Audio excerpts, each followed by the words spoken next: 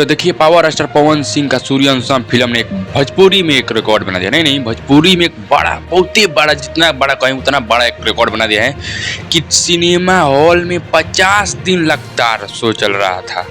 जी हाँ, आप सही सुन रहे हैं कि एक सिनेमा हॉल में 50 दिन लगातार शो चल रहा था, वो भी फुल हाउसफुल में पावर स्टार पवन सिंह का 50 दिन लगातार फिल्म चला है सूर्यवंशम, और एक रिकॉर्ड बना दिया है भोजपुरी फिल्म में। भोजपुरी का एक इतिहास रच दिया है power star Pawan Singh Sooryavansham film से। भाई नहीं किसी फिल्म को देखो 3-4 दिन 2 दिन 3 दिन चल जाए वो भी हाउसफुल काफी है, लेकिन पावर स्टार पवन सिंह का जो फिल्म है सूर्यवंशम, भाई साहब पहला दिन तो चारों तरफ गर्दा मचाइए, दूसरा एक हफ्ता चारों तरफ गर्द मचाया, मतलब चारों ओर थिएटर में मचाया। लेकिन भाई साहब लगातार पटना सिनेप्लेक्स में पावर स्टार पवन सिंह का 50 दिन लगातार हाउसफुल सूर्यवंशम मूवी चल रहा है। जानिए 50 दिन लगातार कौन फिल्म अभी तक भोजपुरी में चला है? नहीं ना,